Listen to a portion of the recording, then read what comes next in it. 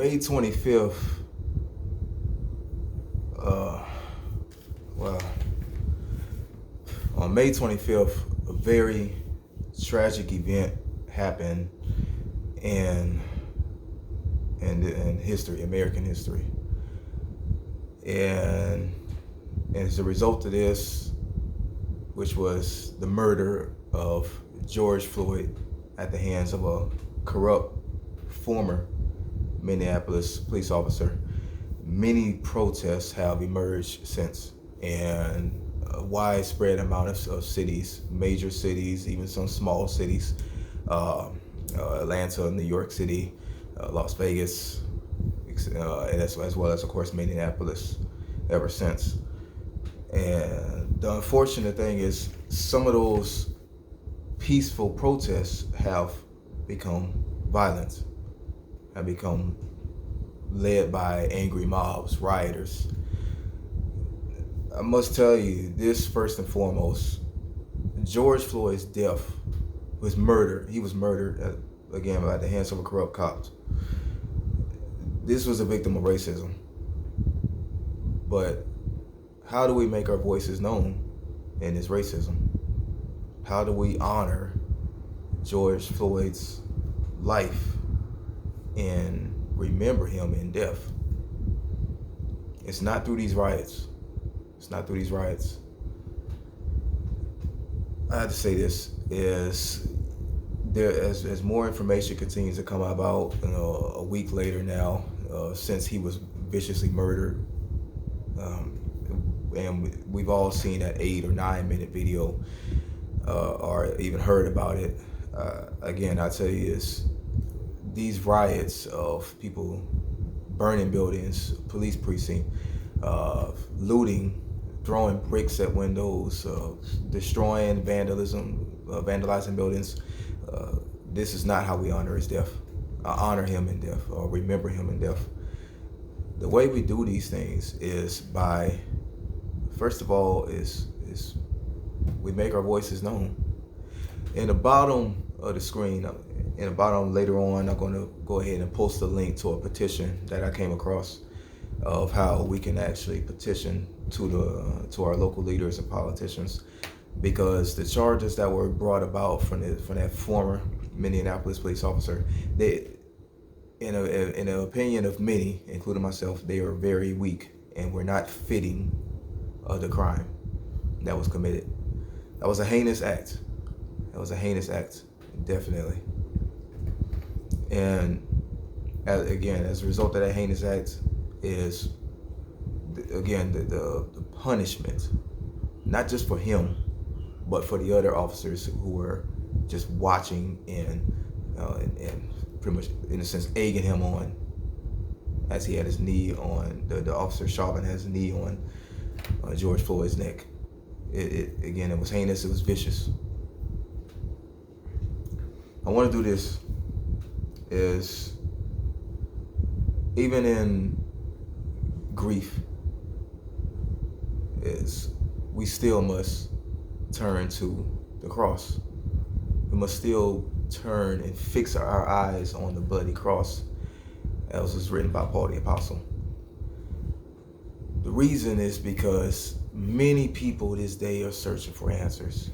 Many people were already at their breaking point, at their tipping point, because of some 38 million American citizens have filed unemployment in the last 3 months, leading up to now what has been reported as a 14.7% unemployment rate. It was just 3.5 nationwide a few months ago.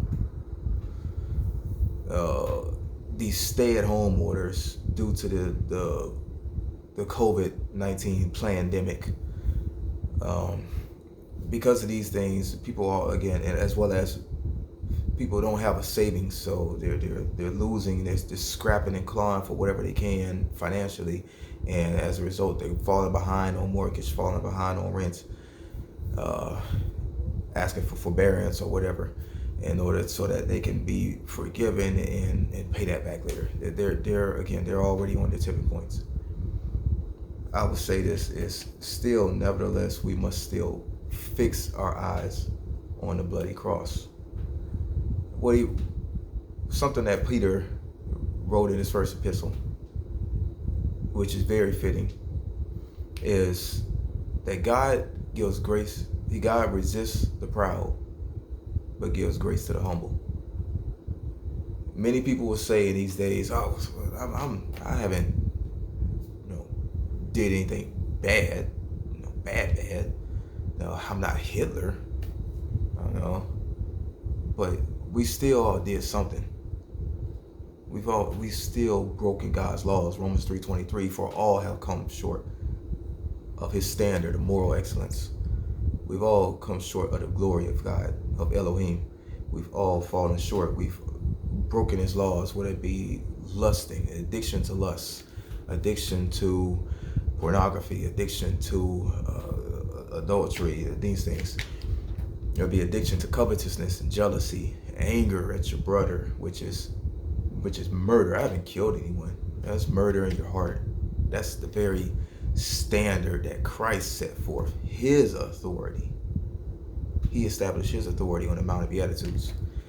And when he was preaching the Beatitudes, and this is what is this same authority from 2,000 years ago and 6,000 years ago, it still applies today.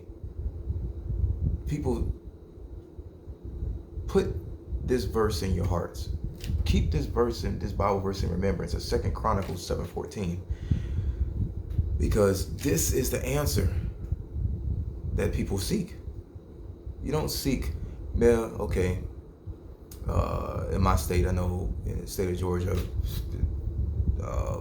liquor stores and things like that have been reopened, bars, but come on, you gonna turn to the bottle?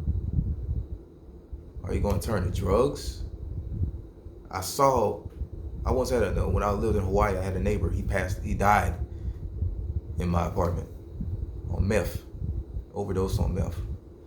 Are you gonna turn to that? What are you gonna turn to? Are you gonna turn to sex? Are you gonna turn to your rappers and your movie stars, thinking that they have all the answers? Well, have you not been analyzing their lives? Robin Williams, Deion Sanders, MC Hammer, people like that, who thought that money would buy them happiness? Well, most of them, Amy Winehouse, Whitney Houston, any of them, some of them found that the answer is in Christ. It's not in a bottle. It's not in drugs. It's not in sexual partners. It's not any of these things.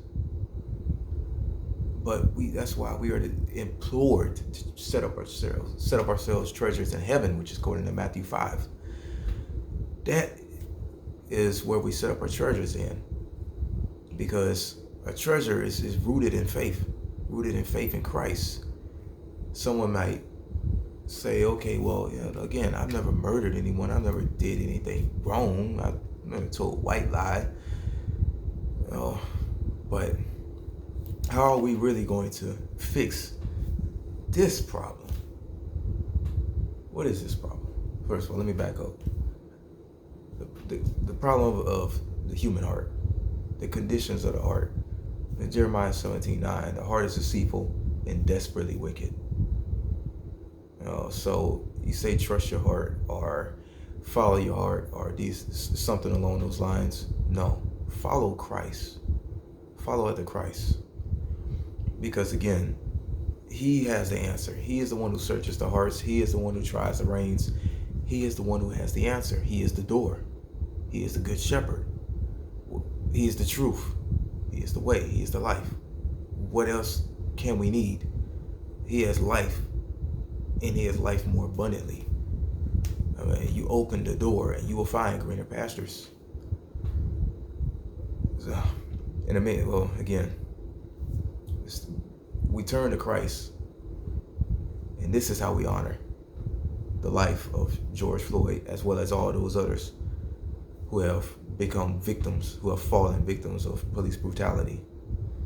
Unfortunately, which comes about, it just one incident every month, or maybe multiple incidents in a month, and it will cause massive civil unrest, because it's almost like as if this is an everyday occurrence. Pray for his family. Pray for his family. Pray for yourselves. Pray for me, as I will be praying for you and my listening audience. This is what we are to do. Not the riots, not the looting, not the breaking windows, not the vandalism. That might make somebody feel good for a little while. Well, that's what sin does. That's what the works of the flesh in Galatians 5:19-21, that's what it does. It'll make us feel good for a season, for a little while. Blow off some steam. That's what people want us to do. That's what Satan wants us to do. Pick up a brick and blow off some steam. No. How about this? Pick up a Bible and blow off some dust. That's not just how we honor those who remember those who were victims of police brutality, but that's how we ultimately fix our eyes on Christ. That's my video tribute. I'm not going to close this out the way I normally close out my videos. I just encourage you again is 2 Chronicles 7:14 is plug that into your memory banks. Always let that be on your mind and on your lips. In the meantime, you should go in peace. Honor those victims. Honor George Floyd. And until next time. Peace.